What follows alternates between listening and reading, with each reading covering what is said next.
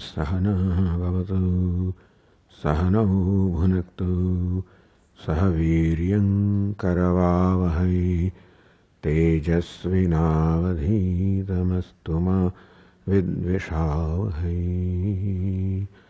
ॐ शान्ति शान्ति शान्तिः।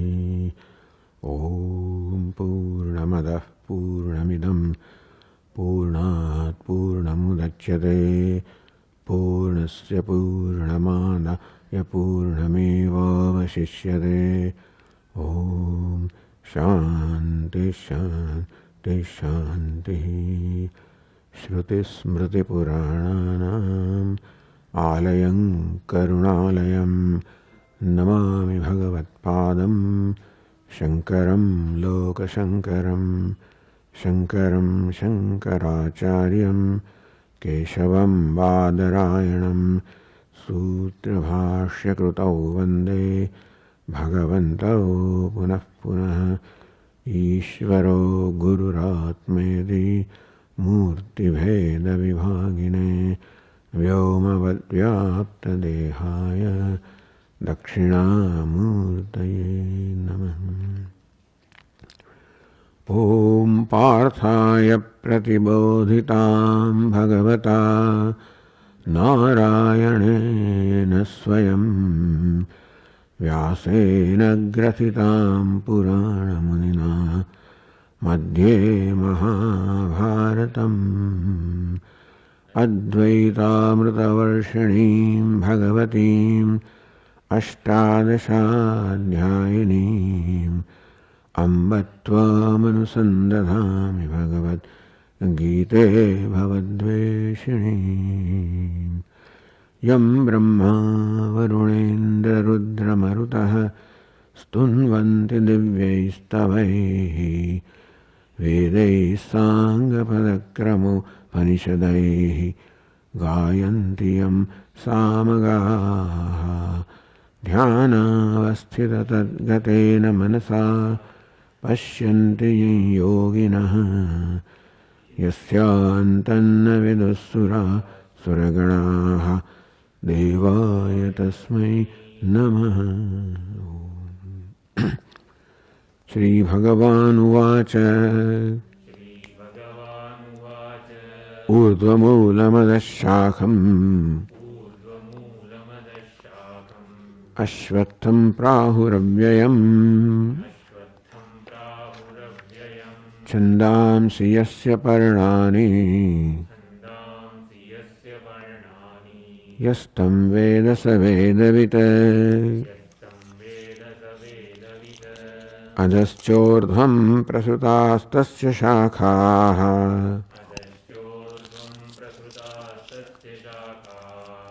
गुणप्रवृद्धा विषयप्रवालाः। अधश्च मूलान्यनुसन्ततानि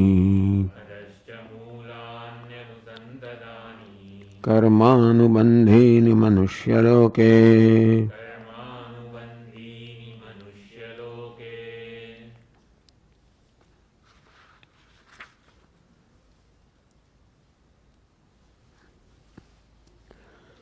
संसार वृक्ष स्वरूपम सम्यक विज्ञाय। संसार वृक्ष ने अश्वत्थ कહેવામાં આવ્યું सम्यक विज्ञाय એને સારી રીતે જાણીને। કારણ જ્ઞાનેન કાર્યસ્ય વૃક્ષસ્ય કારણમાત્રત્વ વિજ્ઞાનાत्। આ વૃક્ષ કાર્ય છે અને ઉપાદાન કારણથી અન્ય કાંઈ જ નથી એમ ઉપાદાન કારણથી વ્યાપ્ત છે ઉપાદાન કારણે જેનું સ્વરૂપ છે એ પ્રકારે જ્ઞાનથી इनमें જોઈએ विरक्तस्य तो विरक्तवदेव ज्ञान मोक्ष सिद्ध्यति માટે વૈરાગ્ય જોઈએ તો જ જ્ઞાન અને મોક્ષ સિદ્ધ થાય। એ બોધયતુમ એટલે પહેલા શ્લોકમાં એવો ખ્યાલ કદાચ ના આવે, બીજા શ્લોકમાં ભગવાન સ્પષ્ટ કરવા માંગે છે કે વૃક્ષને સારી રીતે સમજવાની જરૂર છે તો એને મિથ્યાત્વનું જ્ઞાન થાય तो एमां आसक्ति राग द्वेष मुक्त थईए तो वैराग्य प्राप्त थाय। वैराग्य पछी ज्ञाननुं द्वारा मोक्षनुं साधन बने। એટલા માટે આ સંસાર પ્રત્યે વૈરાગ્ય જન્મ એ રીતે આ સંસાર વૃક્ષનું વર્ણન કરવામાં આવે છે. અધશ્ચૂર્ધ્વમ પ્રસુતા તસ્ય શાખા તસ્ય ઉક્તલક્ષણસ્ય સંસાર વૃક્ષસ્ય. ઉર્ધ્વમૂલમ જેને કહેવામાં આવ્યું, ઉર્ધ્વમ પરમ બ્રહ્મ પરમાત્મા જેનું મૂળ છે.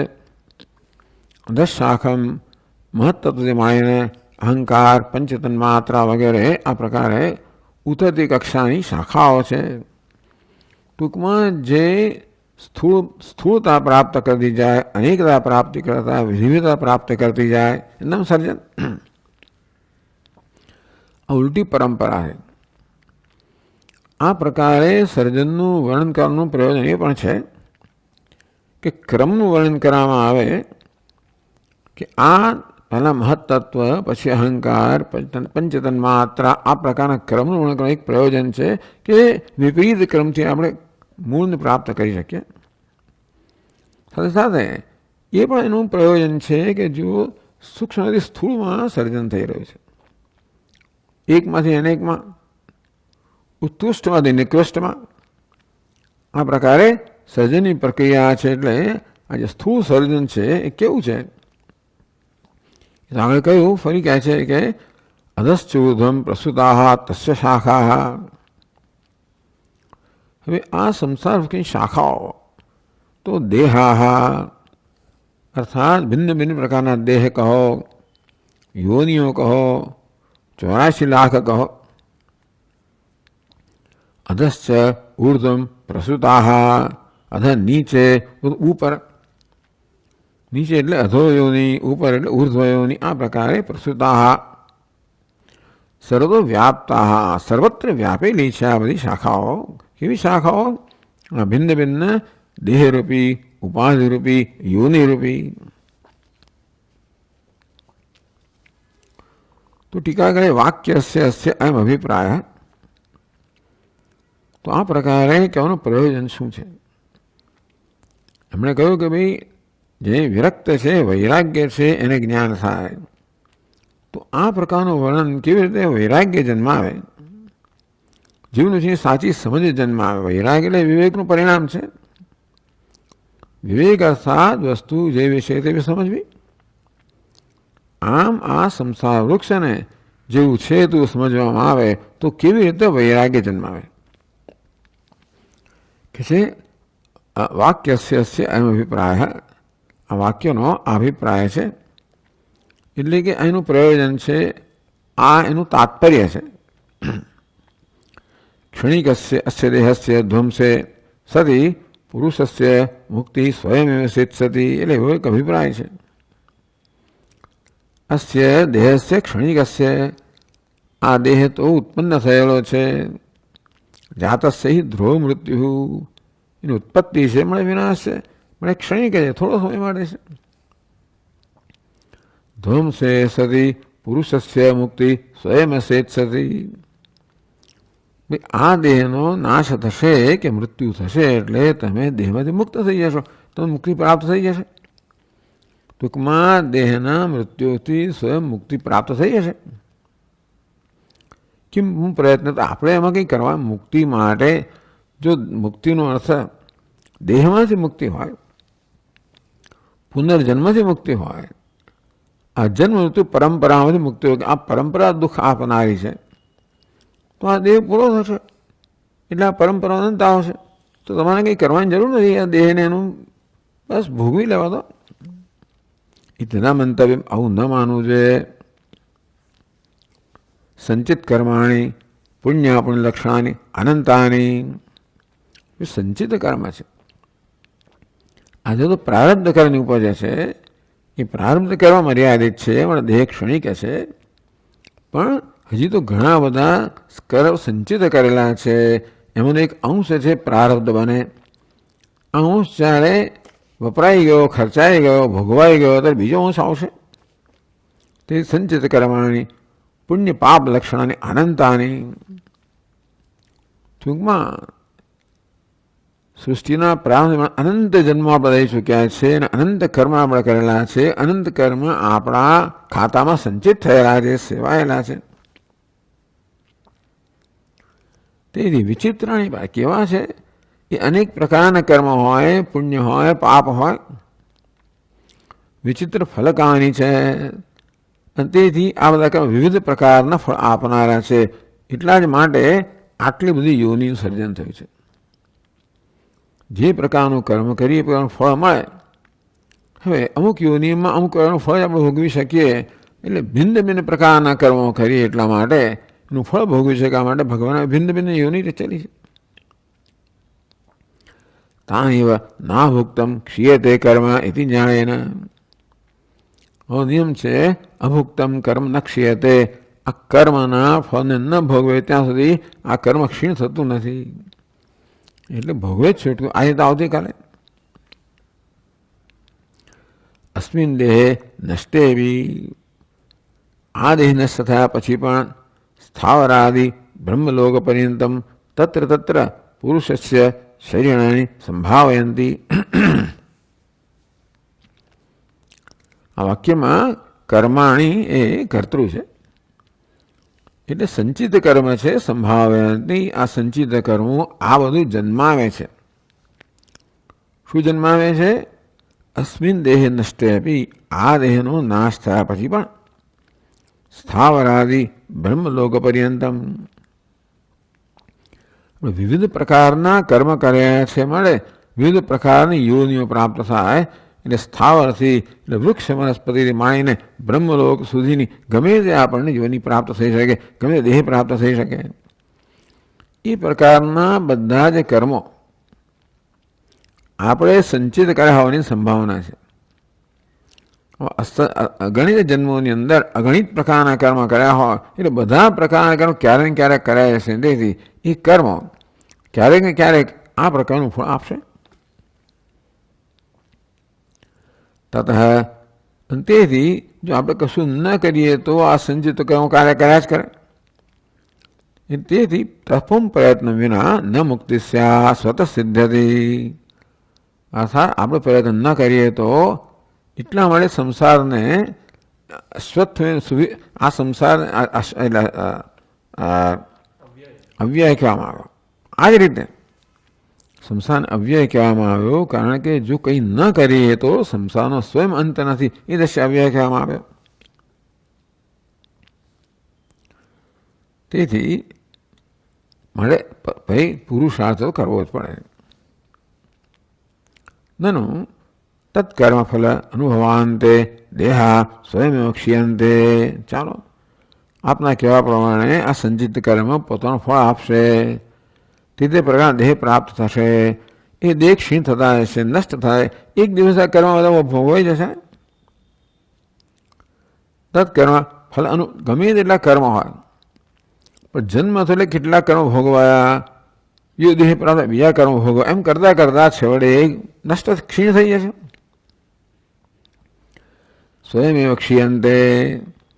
આ દેહ બધા છે જે કર્મ ઉપજે છે એ સ્વયં ક્ષીણ થઈ જશે. ભૂખા તાપ કશો કોઈ ફળ ભોગવ્યા વગર ન ચાલે તો ભોગવીને ક્ષીણ થઈ જશે. તથા સ્વયં મુક્તિ સ્યાત. તો બધા કર્મો આ પ્રકારે જ્યારે ભોગવાઈ હશે ત્યારે ભાઈ એમ સ્વયં મુક્તિ પ્રાપ્ત થઈ જશે. એથી આશંકા, આવી જાતની શંકા જન્મે તો કે છે નહીં. પુનઃ પુનઃ ક્રિયમાણ કર્મ વર્ધનતે. આપણે જ્યારે સંચિત કર્મ કે પ્રારબ્ધ કર્મ ભોગવી રહ્યા છીએ ત્યારે પણ નવા નવા કર્મ થઈ રહ્યા છે. એક કર્મફળ ભોગવાની પ્રક્રિયામાં નવા કર્મ થાય છે. કર્મ આપણામાં પાછા રાગ દ્વેષના આવેગ જન્માવે, નવા કર્મ કરાવડાવે. અંતેથી ક્રિયામાં તો વર્ધનથી એટલે ટૂંકમાં જે કર્મો છે આપણા સંચિત થયેલા એમાં વૃદ્ધિ થાય છે. ક્ષય થતો હોય કે નહીં ભગવાન જાણે.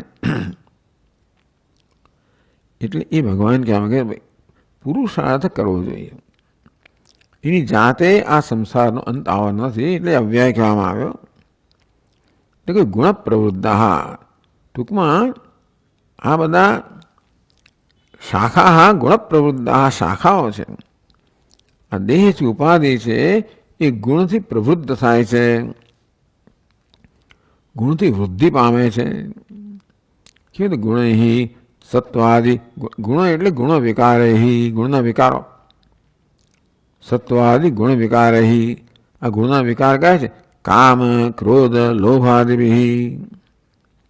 ટૂંકમાં સત્વગુણના વિકાર હોય અને તો ક્યાં આવે એ પ્રમાણે ચાલો જ્ઞાન હોય, સુખ હોય, શાંતિ હોય, પણ એ પણ આસક્તિ તો ઉત્પન્ન કરે જ છે. જ્ઞાન સંગેન ચાણ્ય, સુખ સંગેન, જ્ઞાન અને સુખમાં આસક્તિ જન્માવે સાત્વિક વૃત્તિ પણ. રાજસ કામ ક્રોધ રજોગુણથી જન્મે, આસ પ્રમાદ તમોગુણથી જન્મે. આ બધી વસ્તુઓ પછી આપણને કરવા પ્રેરે છે. ટૂંકમાં આપણે કર્મ ન કરવામાં સ્વતંત્ર નથી. જ્યાં સુધી આ ગુણોનો ઉદ્ભવ થાય છે મનમાં, ત્યાં સુધી આ ગુણો પોતાનું કામ કરતા જ હોય છે અને આપણામાં ભિન્ન ભિન્ન પ્રકારની ઈચ્છાઓ ઉત્પન્ન કરતા હોય છે. એમ કરીને કર્મ પ્રેરતા હોય છે એટલું જ નહીં, કર્મ અવસ્થા આપણે પ્રેરતા હોય છે. ટૂંકમાં કર્મ ન કરવાની મનુષ્યને સ્વતંત્રતા નથી. જ્યાં સુધી આ મન છે એ 3 ગુણોના વશમાં છે ત્યાં સુધી મનુષ્ય સ્વતંત્ર નથી. એમાં પણ રાગ દ્વેષ કહો, રજોગુણ તમોગુણ કહો, એની પ્રધાનતા હોય તો સ્વતંત્રતા નથી. તે તત્કારણ કહી પુણ્ય પાપાદિ. ટૂંકમાં ગુણો કહો, ગુણના વિકારો કહો, કામ ક્રોધ, કોઈ જેનું કારણ છે એવા આ પાપ પુણ્ય કર્મ છે. પ્રવૃદ્ધા, તો તેથી પ્રકર્ષેણ વૃદ્ધિ પ્રાપ્તાશ્ચ ભવંતી. આ શાખાઓ છે જે નીચે ઉપર ચારે બાજુ ફેલાયેલી છે, એ શાખાઓ વળી ગુણ વડે વૃદ્ધિ પામે છે, વિકાસ પામે છે, વધે છે, ઘટતી નથી. એટલે કામાદિભિ કર્માદિભિશ્ચ ઉપરી ઉપરી પ્રવર્તન્તે ઇત્યર્થ. તો મનમાં સાત્વિક રાજસ તામસ વૃત્તિઓ છે એ તે પ્રકારની કામના જન્માવે, તે પ્રકારનું કર્મ જન્માવે. તેથી ઉપરી ઉપરી પ્રવર્તનતે ઇત્યર્થ, ઉત્તરોત્તર એ પ્રવૃત્ત કરાવે છે. ટૂંકમાં આ પ્રકારે આ ગુણો જે છે એ મનુષ્યને પ્રવૃત્ત કરાવે, નવા નવા કર્મ કરાવે છે. અને તેથી આ શાખાઓ છે ને આ દેહમાં વૃદ્ધિ થાય છે. એટલે કે દેહની પરંપરા જે છે એમાં વૃદ્ધિ થાય છે, એમાં ક્ષય નથી થતો. ઉપરી ઉપરી પ્રવૃત્તિ કારણ એવું કેમ છે કે એ ઉત્તરોત્તર વૃદ્ધિ જ કરતા જાય છે? બે કર્મ આ શાખાઓને ક્ષીણ કેમ ના કરે? ઉત્તર તો વૃદ્ધિ જ કર્યા કરે. એવું કેમ? કે વિષય પ્રવાળા, આ શાખાઓ છે ને વિષય પ્રવાળા, વિષયા પ્રવાળા. અહીં અર્થ કરવામાં આવે યેભ્ય સંભવંતી તે વિષય પ્રવાળા. પ્રબલ અંકુર, આમ શાખા હોય, ઉપશાખા હોય, અંકુરો ફૂટે, બધી નવી શાખાઓ ઉપશાખાઓ નીકળે. તો વિષય શબ્દ આ જગતના વિષયો છે, કહેવાય ભોગ્ય પદાર્થ. ટૂંકમાં શબ્દ સ્પર્શ વગેરે જે ભોગ્ય પદાર્થ છે, અર્થાત જેને હું ભોગ્ય માનું છું, આ તો પદાર્થો જ છે. ભોગ્ય તો આપણે માનીએ છીએ એમને. અને એ રીતે જ્યાં સુધી અજ્ઞાન છે, રાગદ્વેષ છે, ત્યાં સુધી આ પદાર્થો ભોગ્ય પદાર્થ રહેવાના. અને પ્રવાળ અંકુરાહ, એને પ્રવાલ કહો, અંકુર કહો. શાખાભ્ય સંભવન એભ્ય સંભવંતી. તો દેહરૂપી જે શાખા છે એમાં આ વિષયરૂપી અંકુર છે. શાખામાંથી અંકુર ફૂટે, દેહમાંથી વિષયો ફૂટે. સંભવંતી તે વિષય પ્રવાળા ભવંતી. એટલે ટૂંકમાં આ દેહમાં છે, અહીંયા દેહના અગ્રભાગ છે એ ઇન્દ્રિયો છે. ત્યાં આગળ અંકુર ફૂટે, કારણ કે ઇન્દ્રિયોને જગતના વિષયો સાથે તો કે ઈષ્ટ અનિષ્ટ રાગ દ્વેષનો સંબંધ છે. એટલે વિષયોને ભોગ્ય માનવામાં આવે છે તો બુદ્ધિનો સવાલ છે, પણ છેવટે આ ઇન્દ્રિયો જે છે એને વિષય સંપર્ક થતો હોવાને કારણે વળી એની જે ભોગ્ય બુદ્ધિ રહેલી છે અંદર, તો અંદર ભોગ બુદ્ધિની વાસનાઓ રહેલી હોય, એ વિષયનો સંપર્ક થાય ત્યારે વાસનાઓ છે એ વળી પાછી ઉત્તેજિત થાય. નહીંતર અંદર હોય કશુંક જોવામાં આવે ત્યારે હા તો બહુ સરસ છે, મને જોઈએ છે, ખાવું છે, પીવું છે, ભોગવવું છે. આ પ્રકારે વિષયો છે એ મારામાં જે ભોગ વાસના રહેલી છે એને ઉત્તેજિત કરનાર છે. વિષયોના વાક્યથી આપણામાં જે ભોગની વાસનાઓ છે ભૂતકાળ અનુભવના પરિણામે એ વાસનાઓ ઉત્તેજિત થાય છે, વિષય તો નિમિત્ત બને છે. એમ કરીને વળી પાછી ઈચ્છાઓ જન્માવે, પાછું કર્મ જન્માવે. એ પ્રકારે આ વિષયો જે એ આ બધામાં વૃદ્ધિ કરનારા છે. શાકઃ પ્રવાળાનિવ દેહઃ તત્ર તત્ર શબ્દ સ્પર્શ રૂપરસાદિ ભોગ્યાન ઇન્દ્રિય સન્નિકર્ષ દ્વારા સંભાવયંત. આમ ઇન્દ્રિય આ દેહનો અગ્રભાગ છે, એમાંથી અંકુર ફૂટે ને, એમાંથી વિષયમાં ભોગ્ય બુદ્ધિ જન્મે, એમાંથી કામના જન્મે, કર્મ જન્મે, અને આ પ્રકારે રાગમ દ્વેષમ કામમ ક્રોધમ ચ સમુદ્ભાવ્ય. એટલે વિષયો પછી ગમે તો રાગ, ન ગમે તો દ્વેષ, કામ જન્મે, ક્રોધ જન્મે, આ પ્રકારે આવેગો જન્માવે. સમુદ્ભવ પુનઃ પુનઃ કર્માણી કારયંતી. આ પ્રકારે આ બધા ગુણો છે એ પોતાના વિકાર દ્વારા કામ ક્રોધ જન્માવીને નવા નવા કર્મો કરાવ્યા કરે છે. પરંતુ એ કામ ક્રોધ જન્મે ક્યારે? દેહનો, ઇન્દ્રિયોનો વિષય સાથે સંપર્ક થાય અને ત્યારે પેલા અંકુર ફૂટે.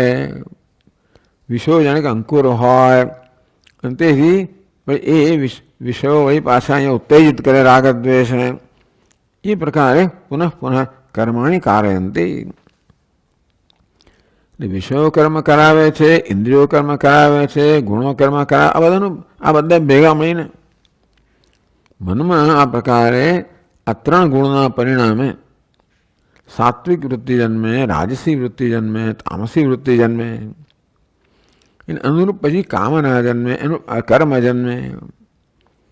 તેથી આ દેહ છે ને હંમેશા દુનિયાના સંપર્કમાં હોય છે ઇન્દ્રિયો દ્વારા. એ બધી ઇન્દ્રિયો આપવામાં આવી છે જે દુનિયાનો સંપર્ક થાય અને વ્યવહાર થાય. કમનસીબે એ સંપર્ક રાગ દ્વેષ પુરસ્કારનો છે.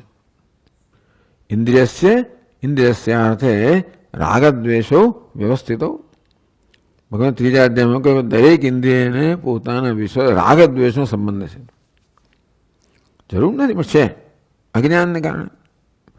રાગ દ્વેષ વિયુક્તેષુ વિષયાન ઇન્દ્રિયશ્ચરન આત્મવશેર વિધેયાત્મા. તો કે રાગ દ્વેષ વગર પણ સંપર્ક સંભવિત છે જો આપણે રાગ દ્વેષ દૂર કર્યા હતો.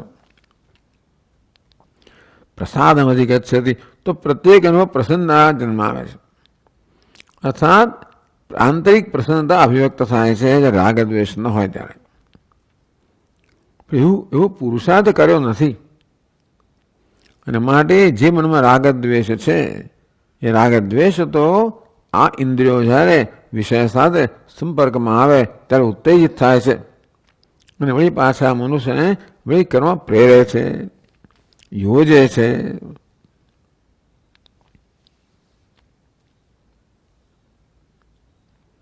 કામાદિનામ કર્મણામ ચ સિદ્ધે કારણમાહ અધશ્ચ મૂલાની અનુસંતતાની. વળી પાછા નીચે બીજા મૂળ છે ફેલાયેલા છે. મુખ્ય મૂળ તો ભગવાને કહ્યું કે માયોપાધિકમ બ્રહ્મ, માયારૂપી ઉપાધિ ધરાવવા બ્રહ્મ છે એ જગતનું મુખ્ય મૂળ છે, જેમાં જગતનું સર્જન થયું. પછી જે બધા અવાંતર મૂળ છે એમાં ફેલાતા જાય છે. એમાં આ પીપળાના અવાંતરમાં બહુ લાંબા લાંબા જાય છે. એટલે પીપળો કોઈ ઘરમાં એટલે કોઈ પોતાના વાડામાં વાવે નહીં. વખત જતાં મું આવીને તમારા ઘરની અંદર નીચે પેસી જાય એટલે લોકો પીપળાથી દૂર. આમ તો બહુ પૂજનીય વૃક્ષ છે, ભગવાનનો વાસ છે, અને છતાં પણ એ દૂર રહેવું સારું. એટલે આ બધા પીપળાના બે અવાંતર જે મૂળ છે એ પણ ફેલાતા જાય છે. તો ભગવાન અવાંતર મૂળની વાત કરે છે. કામ આદિનામ કર્મણામ છે સિદ્ધે કારણમાં. આ કામનાઓ છે, કર્મ છે, એ કેમ સિદ્ધ થાય છે, એ કેમ ઉત્પન્ન થાય છે એનું કારણ બતાવે છે. કર્મ અનુબંધિની આ મૂળ કેવા છે? કર્મ અનુબંધિની અર્થાત કર્મને જન્મ આપનારા. કે યાની કામ્ય નિત્ય નૈમિત્તિક પ્રતિસિદ્ધાની નાનાવિધ શ્રેયારંભકાણી તાભ્યામ તાની એવ કર્માની અનુબધ્નંતી સુઉત્પત્તિ અનંતરમેવ કારયંતી કર્મ અનુબંધિની. તો આ પ્રકારે જે રાગદ્વેષ છે, કામ ક્રોધ છે, સુઉત્પત્તિ અનંતર પોતાની ઉત્પન્ન તરત જ કર્માણી કારયંતી.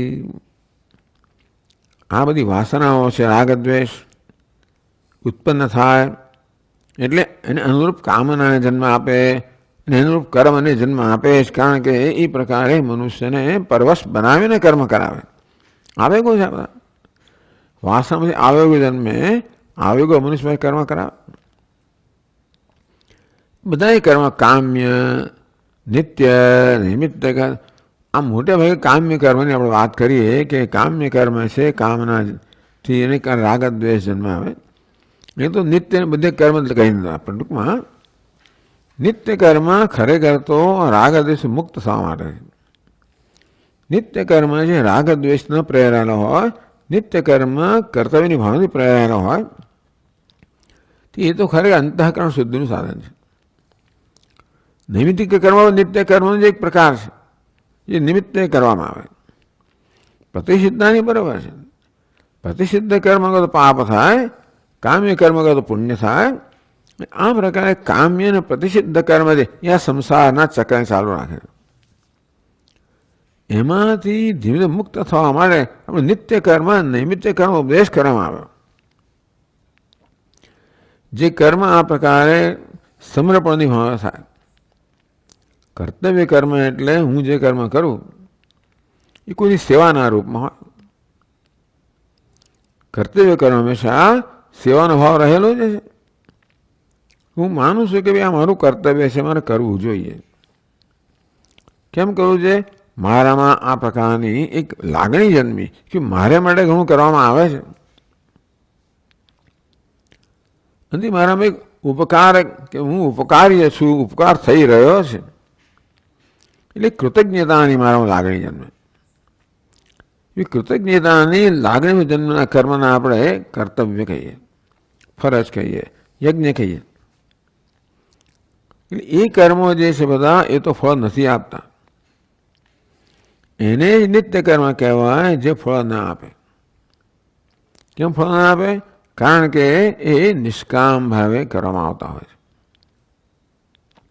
પણ ચાલો એ કર્મ એટલે બધી વસ્તુ ટૂંકમાં કામ્ય કર્મ અને પ્રતિસિદ્ધ કર્મ.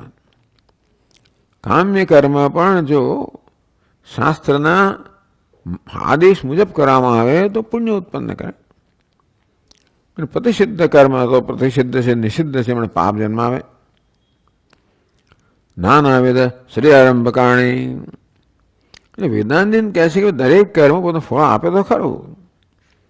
કર્તવ્ય કર્મ જે ફળ આપે છે એ જે અત્યારે રહેલા પાપ છે, આ પાપ જે વિદ્યમાન પાપ છે એ બધા પાપને દૂર કરનારા છે.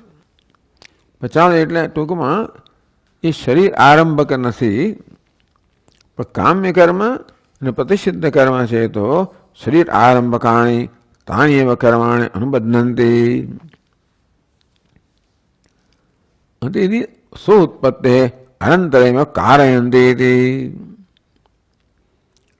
આ કામ છે એ પોતાની ઉત્પત્તિથી કર્મ કરાવડાવે છે. કામના જન્મે એટલે એ કર્મ કરાવડાવે. એટલે કર્માણી કારયંતી, કર્મ કરાવડાવે છે. એને અનુબંધ કર્માનુબંધિની. અનુબંધ એટલે જે એનું પરિણામ છે. તો આ બધી કામનાઓ વગેરેથી કર્મમાં પરિણમે છે. એથી કર્માનુબંધી.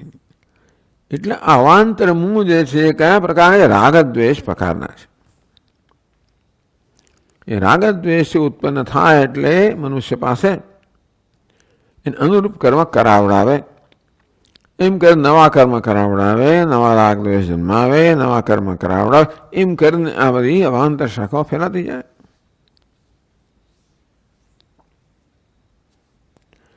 કામ કર્મ સમોત્પત્તે કારણાની મૂલાની.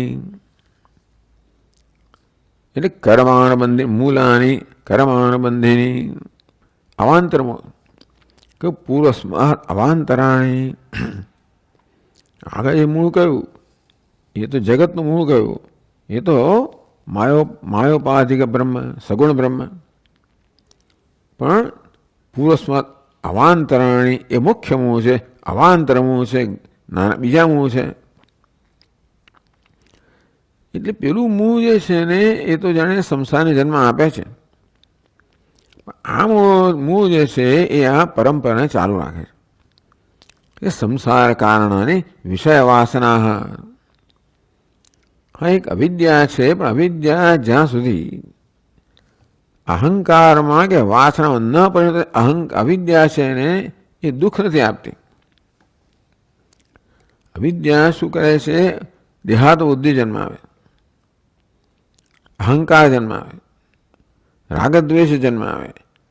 એમ કરીને પોતાના કાર્ય દ્વારા તો અવિદ્યા આ બધામાં પરિણમે ત્યારે બંધનાત્મક બને, દુઃખ જન્માવનારી બને. ટૂંકમાં અવિદ્યા જ્યારે વાસનાઓના રૂપમાં જન્મે. એ કહે છે કે વિષય વાસના કર્મ વાસના યાવત. વિષય વાસના કહો, એ વિષય વાસના કે કર્માનુબંધ જેવા જન્મે કે તરત જ કર્મ કરાવડાવે. આ બધા આવા વિષય વાસના રૂપી રાગદ્વેષ રૂપી આ અવાંતર મૂળ છે. અવિદ્યા રૂપી મૂળ છે, મુખ્ય મૂળ છે. જેમના અસ્મિતા, રાગ, દ્વેષ આ બધા કેવા છે? અવાંતર મૂળ છે.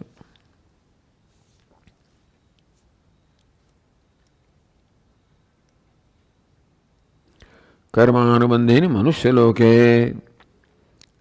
અધશ્ચ શરીરેષુ ચકારાત ઉર્ધ્વ શરીરેષુ લિંગાખ્યેષુ અનુસંતતાની. એટલે નીચે ફેલાયેલા છે મૂળ. નીચેનો અર્થ છે કે જન્મ મૃત્યુની પરંપરાને ચાલુ રાખનારા. પણ નીચે એટલે એમાં અધોયોની ઉર્ધ્વની બંને આવી જાય. એટલે અધશ્ચ શરીરેષુ અધોયોનીમાં અધશ્ચ એક ચકાર આવે, ચકારાત ઉર્ધ્વ શરીરેષુ, અને ઉર્ધ્વયોનીમાં પણ લિંગાખ્યેષુ ટૂંકમાં સૂક્ષ્મ શરીર અનુસંતતાની પ્રાણી કર્મ અનુરૂપેણ સર્વવ્યાપ્તાની ભવંતી. આ વાસના બધી સૂક્ષ્મ શરીરમાં હોય છે, મનમાં હોય, સૂક્ષ્મ શરીરમાં સંગ્રહાયેલી હોય. અને તો સૂક્ષ્મ શરીરને કંઈ જન્મ નથી અપાતા, સ્થૂળ શરીરને જન્મ અપાય છે. પણ વાસનાઓ સૂક્ષ્મ શરીરમાં હોય. એ વાસનાઓ એને અનુરૂપ પછી સ્થૂળ શરીરને જન્મ આપે. અને આ પ્રકારે આ પરંપરા ચાલુ રહે. મનુષ્ય લોકે ભાષ્યકાર મનુષ્ય લોકે શું નથી કહે? મનુષ્યોમાં જ આ નિયમ લાગુ પડે છે. મનુષ્યમાં જ કર્તૃત્વ હોય છે. અને માટે ઈરાદાપૂર્વક કર્મ તો મનુષ્ય જ કરે. અને ઈરાદાપૂર્વક કર્મ કરીએ તો જ એનું ફળ આપણે પ્રાપ્ત થાય, નહીં તો ના થાય. બાકી બધા પોતાના સ્વભાવથી પ્રેરાયેલા છે. માટે બીજી કોઈ પણ યોનિમાં ઈરાદાપૂર્વકનું કર્મ થતું નથી. અર્થાત આ બીજી બધી આ બધા પશુઓ વગેરે જે કર્મ કરે એનું કોઈ ફળ એમને મળતું નથી. એ માત્ર પોતાના ફળને કરવાને ભોગવી રહ્યા છે.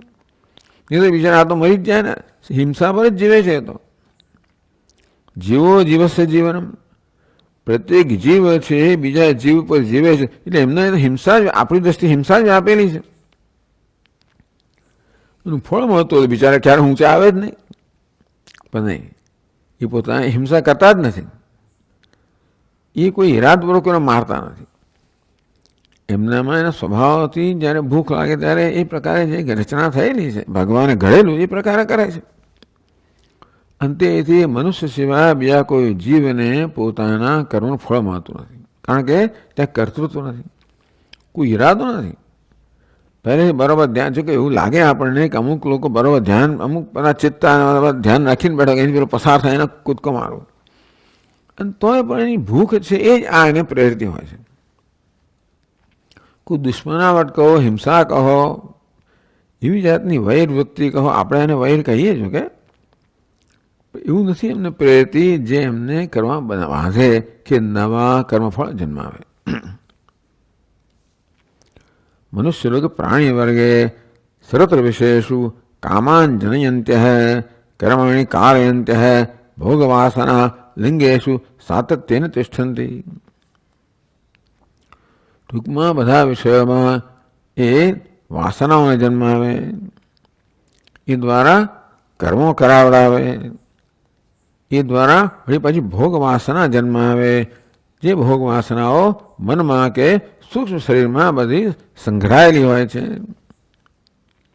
તેથી સાતત્યને તિષ્ઠંતી, આ વાસનાઓ જ્યાં સુધી એના ફળ આપીને ક્ષીણ ના થાય ત્યાં સુધી એ સતત રહેતી હોય છે. તતઃ વાસના કામાન જનયંતી, તે વાસનાઓ કામનાઓ જન્માવે. કામ કર્માણી ઉચ્ચાવચાની કારયંતી, આ વાસનાઓ સારા ખોટા ઊંચા નીચા કર્મ કરાવડાવે. કર્માણી સર્વ પુનઃ પુનઃ શરીર ઉત્પાદયંતી, એ કર્મણી પાછા નવા નવા શરીર ઉત્પન્ન કરે. એવં વાસનાભિ કામાદિભિ પુણ્યપાપાદિ કર્મભિશ્ચ, આ પ્રકારે અવાંતર મૂળો ફેલાયેલા જ છે. પહેલાં વાસના, એમાંથી કામ વગેરે, એમાંથી પુણ્ય પાપ કર્મ, સર્વતઃ શરીર પરંપરા અભિવર્ધતે.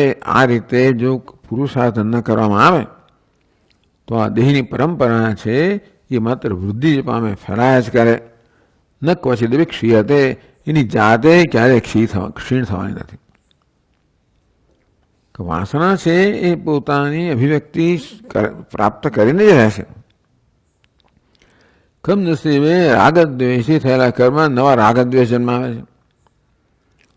આમ આવેગાત્મક વાસના પ્રેરિત કર્મ નવી આવેગાત્મક વાસનાઓ જન્માવે છે.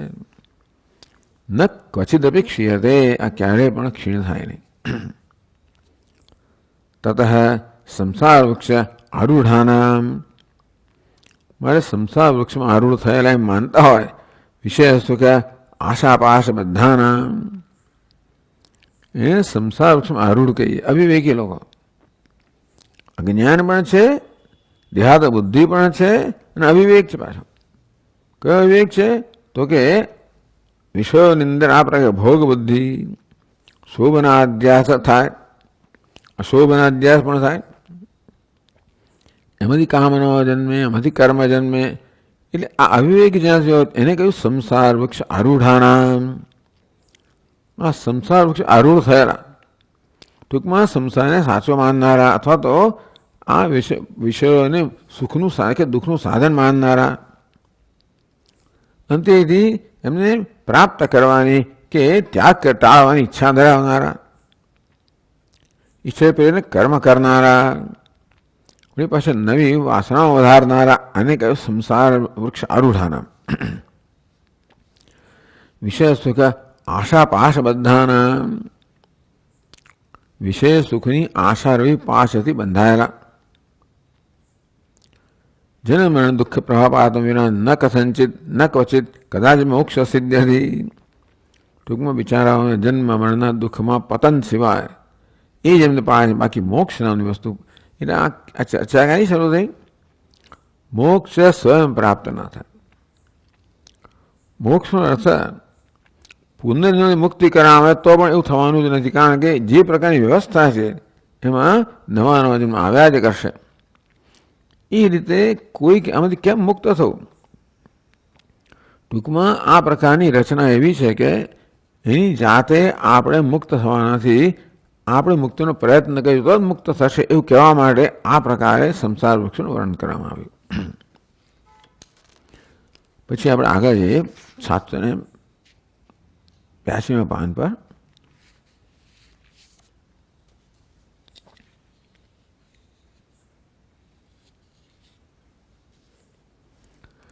એ 782 પાન પર બીજા ફકરાની અંદર પણ ત્રીજી પંક્તિના છેલ્લા શબ્દમાં અત્રેય શુદ્ધાત્મા વિચક્ષણ સૂક્ષ્મ બુદ્ધિ મુક્ષુર્ભવતી. આ તો સતત ભ્રમણ કર્યા અવિવેકી મનુષ્ય સતત ભ્રમણ કર્યા કરે અત્ર ય શુદ્ધાત્મા વિચક્ષણ સૂક્ષ્મ બુદ્ધિ મુક્ષુર્ભવતી. એટલે છંદાંશ યસ્ય પર્ણાની ભગવાને કહ્યું કે આ વેદ છે એના આ સંસાર વૃક્ષના પર્ણ એટલે કે પાંદડા સમાન છે, એટલે સંસારને શોભા આપનારા છે. 782 પાન પર બીજા પહેલા ત્રીજી પંક્તિથી વાંચો. અત્ર એ શુદ્ધાત્મા વિચક્ષણ. તો આ શાસ્ત્ર છે એ માત્ર બંધન કરનારું નથી. અહીં એવું કહેવામાં આવ્યું કે શાસ્ત્રમાં અર્થવાદના વાક્યો છે. એ અર્થવાદના વાક્યો જાણે કે દોષને ઢાંકીને મનુષ્યને કર્મની પ્રેરણા આપીને એને હંમેશા બંધનમાં રાખનાર છે. પણ શાસ્ત્રના માર્ગ અર્થવાદ જ નથી, વિધિ નિષેધ પણ છે ને. એ વિધિ નિષેધના વાક્યો મનુષ્યને ધર્મનું જ્ઞાન આપે છે. ચોદના લક્ષણ અર્થ ધર્મ. આમ ધર્મની વ્યાખ્યા કરવામાં આવી. ચોદના એટલે વેદની અંદર જે વિધિ વાક્ય છે એનું નામ ધર્મ, એનો અર્થ ધર્મ છે. એટલે વિધિ વાક્યો જે આપવામાં આવ્યા છે, સાહેબ નિષેધ વાક્યો જે આપવામાં આવ્યા છે એ મનુષ્યને માર્ગદર્શન આપવામાં આવે છે, એ ધર્મનો ઉપદેશ કરવા માટે છે. એટલે વેદો માત્ર નકામા જ નથી એમ કરીને એને ટૂંકમાં આવી રીતે તિરસ્કાર્યા, માત્ર અર્થવાદના વાક્યો. પણ વિધિ નિષેધના વાક્યો પણ છે ને, જે આપણે ધર્મનો ઉપદેશ કરે છે. અનુસરવાથી તો જ આપણે શુદ્ધાત્મા વિચક્ષણ આ ધર્મનું અનુષ્ઠાન કરવું હોય, પાલન કરવું હોય તો જે યોગ્ય છે એ કરવામાં આવે, પછી અનુકૂળ હોય કે ન હોય. અર્થાત કર્મ કરતી વખતે પોતાના રાગ દ્વેષ છે, વ્યક્તિગત જે ધ્યેય છે, આ બધાને આપણે બાજુ મૂકવા આપણે તો જ વિધિ કર્તવ્ય કર્મ કરી શકીએ. વેદ આપણને ધર્મનો ઉપદેશ કરે છે, કર્તવ્ય કર્મનો ઉપદેશ કરે છે. શું કરવું વિધિ, શું ન કરવું નિષેધ, આ ઉપદેશ કરે છે. એ પ્રકારે પાલન કરતા કરતા ધીમે ધીમે મનુષ્ય અંતઃકરણ શુદ્ધિ પ્રાપ્ત કરે. એટલે આખા વેદનો હવે તિરસ્કાર વેદના માત્ર અર્થવાદ વાક્યોની વાત છે. વેદના વિધિ નિષેધ વાક્ય છે એ તો ખરેખર શોભા જ છે આ સંસાર વૃક્ષની. પેલા અર્થવાદ છે ધારો કે દોષને ઢાંકતા હશે, પણ આ પાંદડા તો જે છે વૃક્ષને શોભા આપનારા પણ છે ને. તો વેદનો ઉપદેશ જે છે, ધર્મનો ઉપદેશ, એ વેદમાં મુખ્ય બે વિષયો છે, ધર્મ અને બ્રહ્મ. વેદનો કર્મકાંડ જે ધર્મનો ઉપદેશ કરે છે અને ઉપનિષદ છે બ્રહ્મનો ઉપદેશ કરે છે. આ બંને શેના માટે છે? મનુષ્યને સંસાર મુક્ત કરવા માટે છે. એટલા માટે કહેવામાં આવ્યું બૃહદારણ્યકમાં વિવિધિશા વાક્યમાં એ સમગ્ર વેદનું તાત્પર્ય હતો વિવિધિશા જન્માવામાં, જ્ઞાન ઈચ્છા જન્માવામાં, અંતઃકરણ શુદ્ધિ દ્વારા અંતઃ શુદ્ધ કરવામાં જ છે. યજ્ઞેન દાને તપસા અનાશકેન. આમ યજ્ઞ દાન તપસ્ય ઉપદેશ કરવામાં વેદની અંદર. અને આપણે નિત્ય કર્મ કહીએ તો આ કર્મ દ્વારા મનુષ્ય એતાને બધું કર્માણી સંગમ ત્યક્ત્વા ફલાની છે કર્તવ્યાની મે પાર્થ. ભગવાન કહે છે મારો અભિપ્રાય છે કે યજ્ઞ દાન તપ કર્મ ન ત્યાજ્યમ કાર્યમેવ, ન ત્યાગ કરવો જોઈએ, એ તો કરવું જોઈએ. સંગમ ત્યક્ત્વા ફલાની છે, એ પણ ફળની આસક્તિનો ત્યાગ કરીને અને કર્મ અભિમાનનો ત્યાગ કરે. એટલે વેદ તો આપણા હિતેચ્છુ છે. ભાષ્યકાર કહે કે સેંકડો માતાઓ કરતાં પણ વધારે હિતેચ્છુ આ વેદ શ્રુતિ માતા. એટલે તમે શ્રુતિનો એટલું અંગ્રેજીમાં કહેવાય થ્રોઈંગ અવે baby along with bath water. પેલું બાળકને નવડાવ્યું ને પેલા બાથ ટબમાં, પછી પાણી ઢોળમાં બેબીને ફેંકી રહેવું ના થાય. એટલે પહેલા શ્લોકની અંદર જે કદાચ તમે એમ કહેતા હો કે છંદાંસી છાદયંતી છંદાંસી, આમ દોષાન છાદયંતી ગુહયંતી એમ કરીને દોષને છુપાવે છે, એ માત્ર અર્થવાદના વાક્યો, એ મુખ્ય વાક્યો નથી. વિધિ નિષેધ મુખ્ય વાક્યો છે. એટલે કે યહ શુદ્ધાત્મા વિચક્ષણ. આ પ્રકારે વેદના ઉપદેશને અનુસરીને જેણે જીવનમાં ધર્મનું કર્તવ્ય અનુષ્ઠાન કરેલું છે, વિચક્ષણ સૂક્ષ્મ બુદ્ધિર મુક્ષુર ભવતી. એમનું કહેવું છે કે આ સ્વર્ગ વગેરે તમને વૈરાગ્ય જન્મે, નિર્વેદ જન્મે. ક્યારે જન્મે? કે માત્ર સ્વર્ગના સુખ બંધન કરનાર એવું જન્મે ક્યારે? તમારા અંતઃકરણમાં શુદ્ધિ જન્મ્યો હોય ત્યારે. એ વિવેક જન્મ્યો હોય માટે બુદ્ધિમાં પરિપક્વતા આવે, ઇમોશનલ મેચ્યોરિટી પ્રાપ્ત થયો ત્યારે વિવેક વૈરાગ્ય જન્મે.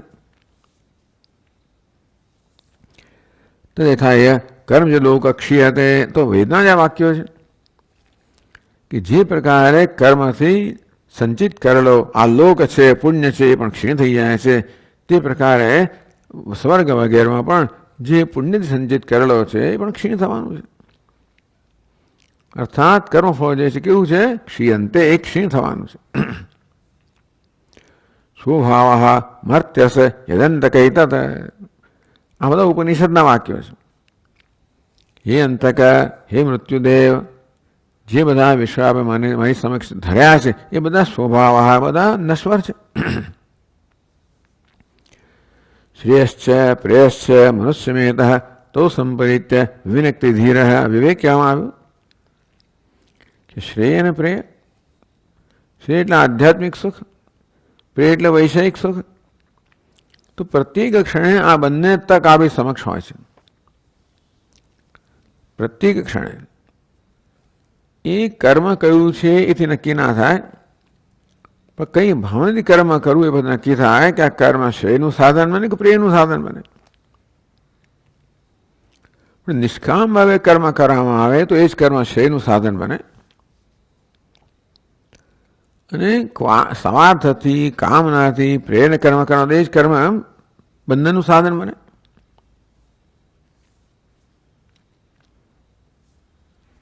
ઇતે શ્રુતિભિ ઇદમ સર્વમ મિથ્યા માયા કાર્યત્વાત ઇન્દ્રજાલ ઇત્યાદિ બુદ્ધિ યુક્તિભિશ્ચ. તો આ પ્રકારે આપણામાં વિવેક બુદ્ધિ જન્મી હોય ત્યારે પછી આપણા સંસાર વૃક્ષનું આપણે યથાર્થ વિશ્લેષણ કરી શકીએ, તો પછી આપણે કંઈક શીખી શકીએ. દ્વે વિદ્યે વેદિતવ્યે પરા છે અપરા છે, દસ્મયત બ્રહ્મવિદો વદંતી. એટલે બ્રહ્મના વેદના જે વિદ્વાનો છે કહે છે કે અપરા વિદ્યા અને અપરા વિદ્યા પણ જાણવી જોઈએ. અર્થાત સંસારને સમજવું જોઈએ વૈરાગ્ય જન્મે માટે. વૈરાગ્ય ક્યારે જન્મે? જ્યારે એ જ અપરા વિદ્યાને આપણે ઉતારને અંતઃકરણ સુધી પ્રાપ્ત કર્યો ત્યારે આપણને કહીએ કે આ સંસારનું શું સ્વભાવ છે, એની શું મર્યાદાઓ છે.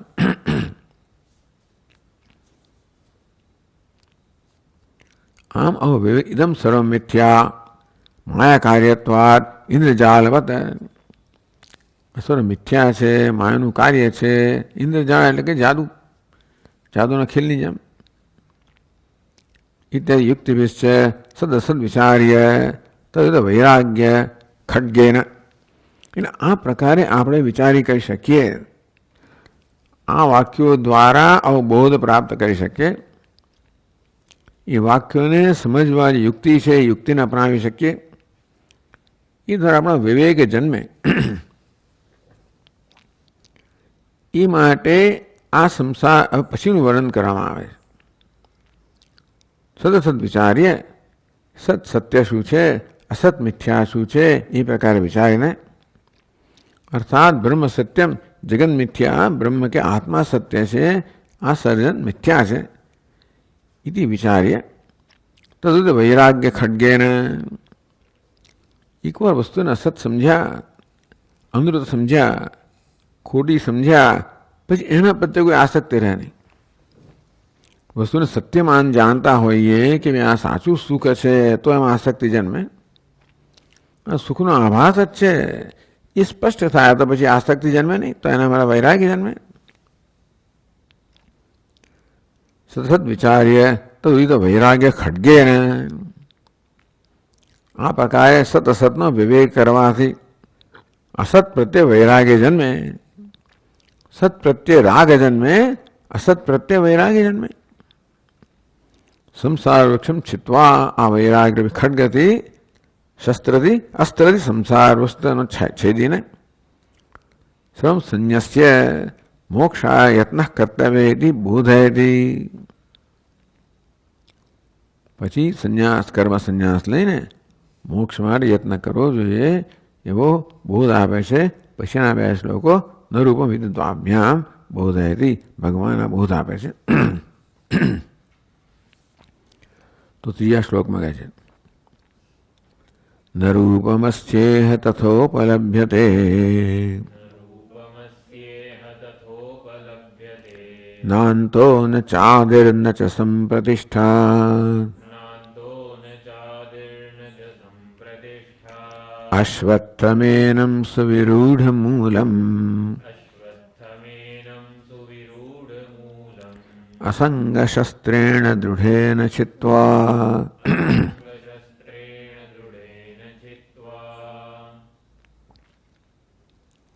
ન રૂપમ અસ્ય ઇહ તથા ઉપલભ્યતે, ઇહ અસ્ય રૂપમ તથા નોપલભ્યતે. આ સંસાર વૃક્ષનું જે રૂપનું વર્ણન કરવામાં આવે એ પ્રકારે વાસ્તવમાં છે નહીં. કેમ? નાંતો એનો અંત પણ નથી, આદિ પણ નથી, મધ્ય પણ નથી. આ પ્રકારે સંસાર વૃક્ષ છે એની સમજ પ્રાપ્ત થાય. આદિ પણ નથી, અંત નથી, મધ્ય પણ નથી. અંતેથી એ મિથ્યા છે. આ મિથ્યાની વ્યાખ્યા થઈ. મિથ્યા કોને કહેવાની વ્યાખ્યા ભગવાને પહેલી પંક્તિમાં કરી. મિથ્યાનો અર્થ છે કે જે ભાષે એ જે છે એ બધું ભાષી રહ્યું છે, વાસ્તવિક નથી. વાસ્તવિક જુદી વસ્તુ છે, આ ભાષી રહી છે. એ પ્રકારે આભાસ છે, મિથ્યા ખ્યાલ આવે ત્યાર પછી વાસ્તવિક શું છે એ જાણવા માટેની જિજ્ઞાસા જન્મે, ઈચ્છા જન્મે. એટલે અશ્વત્થમેનમ સુવિરૂઢમૂલમ, એનમ સુવિરૂઢમૂલમ અશ્વત્થમ, જેના મૂળ અત્યંત રૂઢ થઈ ગયા છે એવા અશ્વત્થ અસંગ શસ્ત્રેણ દૃઢેન છિત્વા, દૃઢેન અસંગ શસ્ત્રેણ છિત્વા. દૃઢ અસંગ શસ્ત્રથી છેદીને પછી ચોથા શ્લોકમાં શું કરવું આગળ કહે છે. તો કહે છે ટીકાકાર 783 પાન પર, યદ્યપિ સંસાર વૃક્ષસ્ય પામદૃષ્ટ્યા ઉક્તરીત્યા વિશિષ્ટ પર્ણપુષ્પરાદિમત્તયા રમણીયત્વેન આશ્રયત્વમ પ્રતીયતે. ટૂંકમાં જે અવિવેકી લોકો છે એમને આ સંસાર વૃક્ષ છે એની પણ આકર્ષણ જન્માવનારું છે. અવિવેકી લોકો અર્થવાદને અર્થવાદ સમજી શકતા નથી. અર્થવાદનો એ લોકો આવી રીતે વાચ્યાર્થ જ લે છે, શબ્દશ અર્થ લે છે અને માને છે કે સ્વર્ગ છે એ તો નિત્ય જ છે.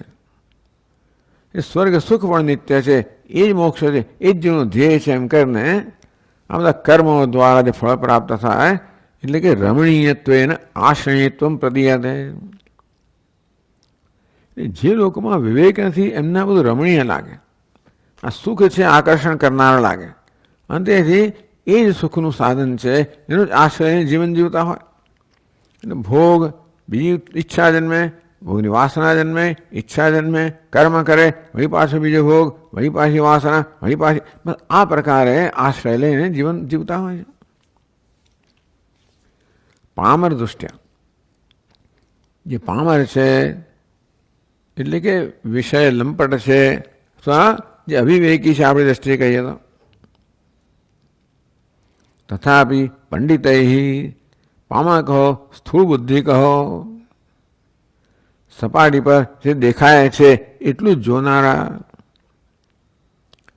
એને સૂક્ષ્મ બુદ્ધિ કહેવાય. જે સપાટી પર દેખાય છે એનું કારણ શું છે, એની પાછળ કશું છે કે નહીં, એ પ્રકારનો વિચાર કરનારા, એવી સૂક્ષ્મ બુદ્ધિ ધરાવનારા થવું જોઈએ. નહીંતર તો આ જગત તો આકર્ષણ ઉત્પન્ન કરીને આ પાપ પુણ્ય કરાવ્યા કરશે ને, એટલે સંસાર ચક્ર ચાલુ રહેશે. તથાપિ પંડિત સૂક્ષ્મ બુદ્ધિ વિહી, જે પંડિતો છે પામર નથી, પંડિત છે. પંડિત કેવી થયા? આ પ્રકારે ધર્મના અનુષ્ઠાનથી થયા. ધર્મ અનુષ્ઠાન કરવાને કારણે જેમની પહેલાં તો શિસ્ત આવે, શિસ્ત આવે એટલે આત્મસંયમ આવે.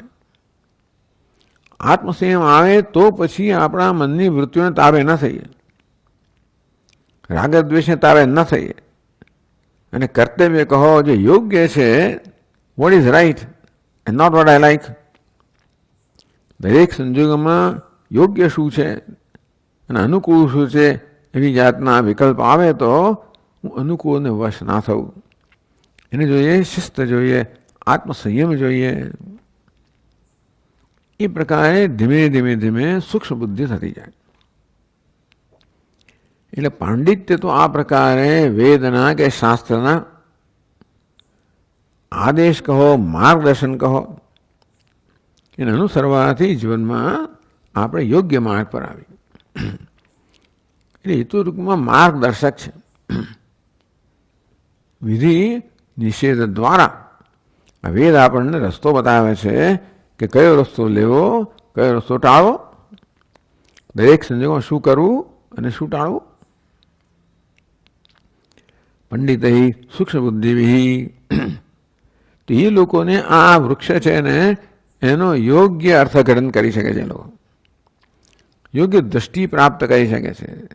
અને તેથી ઇહ અસ્મિન અર્થે સમ્યક વિચાર્યમાણે, ઇહ અહીં એટલે આ અસ્મિન અર્થે સમ્યક વિચાર્યમાણે, ટૂંકમાં વેદના વાક્યો તો અહીંયા એ જ કહે છે પાછા કે વેદના અર્થવાદના વાક્યો છે ને, તો જે પામર છે અર્થાત અવિવેકી છે એ વાક્યોને સાચા માને એ પ્રકારે જીવન જીવવાનો પ્રયત્ન કરે છે લોભાઈને. પંડિતો છે, સૂક્ષ્મ બુદ્ધિ છે, એ તાત્વિક નિર્ણય કરે છે કે આ તો બધા અર્થવાદના વાક્યો છે, એમને અક્ષરશઃ લેવાના ન હોય. અસ્મિન અર્થે સમ્યક વિચાર્યમાણે, તો જે આ પ્રકારે વાક્ય ધ્રુવાદ્યૌ, ધ્રુવા પૃથ્વી, આ વાક્ય આગળ કહેવામાં આવે. આ કેવા વાક્ય? અર્થવાદના, કે ભાઈ આ દ્યૌહુ, આ સ્વર્ગ છે એ ધ્રુવ છે, નિત્ય છે, પૃથ્વી નિત્ય છે, આ લોક બધા નિત્ય છે. એટલે ભૂહુ ભૂવઃ સુલોક નિત્ય છે. એવી રીતનું અર્થઘટન થઈ શકે જો આપણે એને શબ્દશઃ લઈએ તો. સ્વર્ગલોકા અમૃતત્વમ ભજંતે, જે સ્વર્ગલોકમાં નિવાસ કરનારા છે, જેણે સ્વર્ગલોક પ્રાપ્ત કર્યો છે, એ અમૃતત્વને પ્રાપ્ત કરે છે, એટલો અમર બની જાય છે. ઇત્યાદિ પ્રરોચન શ્રુત્યા. ટૂંકમાં પંડિતો કે સૂક્ષ્મ બુદ્ધિના મનુષ્ય જુએ છે કે આ હોઈ ના શકે, ભલે કહેવામાં આવ્યું હોય પણ પ્રયોજન જોયું છે, અને તેથી એ અર્થવાદ છે એવું સમજી શકે છે. એના અર્થને ગંભીરતાથી લેતા નથી, એનાથી પછી આવી રીતે આકર્ષાતા નથી, ભ્રમમાં પડતા નથી. ઇત્યાદિ પ્રરોચન શ્રુતિ, કે આ તો પ્રરોચન શ્રુતિ છે, અર્થવાદ છે, કરવા માટે રુચિ ઉત્પન્ન કરવા માટે આ વાક્યો છે. રૂપમ સ્વરૂપમ નિત્યત્વેન સુખરૂપે વર્ણિતમ ભવતી. એટલે ટૂંકમાં ધ્રુવાદ્યૌ, ધ્રુવા પૃથ્વી, આ દ્વારા એમ કહેવામાં આવ્યું કે આ જગત નિત્ય છે. નિત્યત્વેન સુખરૂપત્વે સ્વર્ગલોકા અમૃતત્વમ ભજંતે, તમે સ્વર્ગમાં અમૃતત્વનો આનંદ લો છો, પ્રાપ્ત કરો છો. એટલે આ દેવહુ, ધ્રુવા દેવહુ, ધ્રુવા પૃથ્વી, આ જગત નિત્ય છે એમ કહે છે. સ્વર્ગલોક અમૃતત્વ ભજનતે કે સુખરૂપ છે એમ કહે છે. નિત્યત્વેન સુખ વર્ણિતમ ભવતી, ભલે શાસ્ત્રમાં આ પ્રકારે પ્રરોચન શ્રુતિ દ્વારા સંસારનું આ પ્રકારે વર્ણન કરવામાં આવ્યું હોય, તથા તેના પ્રકાર ન ઉપલબ્ધ, એવો અર્થ કરાય અહીંયા. ન રૂપસ્ય તથોપલબ્ધ, એનો અર્થ એવો કરવામાં આવ્યો કે જે વિવેકી લોકો છે આ બધા જે અર્થવાદના વાક્યો છે એને એ લોકો વાચ્યાર્થ લેતા નથી, અક્ષરશ લેતા નથી, તાત્પર્યનું લે છે અને એ રીતે નથી લોભાતા નથી. ન ઉપલભ્યંતે ન ઉપલભ્યતે, આ પ્રકારે સૂક્ષ્મ બુદ્ધિ આ વૃક્ષ છે એને એનું આ પ્રકારનું અર્થઘટન કરવામાં આવતું નથી કે આ સંસાર નિત્ય છે, સંસાર સુખરૂપ છે. એ ભલે આ વાક્યો કહેતા હોય, પરંતુ જે વિવેકી છે એ લોકો એ વાક્યોને અક્ષરશઃ લેતા નથી. આવું અહીંયા અર્થઘટન કરવામાં આવ્યું. પછી આપણે આગળ જોઈશું. ચાલો. ઓમ પૂર્ણમદ પૂર્ણમિદમ પૂર્ણાત પૂર્ણમુદચ્યતે પૂર્ણસ્ય પૂર્ણમાદાય પૂર્ણમેવાવશિષ્યતે. ઓમ શાંતિ શાંતિ શાંતિ. શંકરમ શંકરાચાર્યમ કેશવમ બાદરાયણમ સૂત્રભાષ્યકૃતૌ વંદે ભગવन्तौ પુનઃ પુનઃ. ઈશ્વરો ગુરુરાત્મેતિ મૂર્તિભેદવિભાગિને વ્યોમવદ્વ્યાપ્તદેહાય દક્ષિણામૂર્તયે નમઃ. ઓમ શાંતિ શાંતિ શાંતિ. હરિ ઓમ. શ્રી ગુરુભ્યો નમઃ. હરિ ઓમ.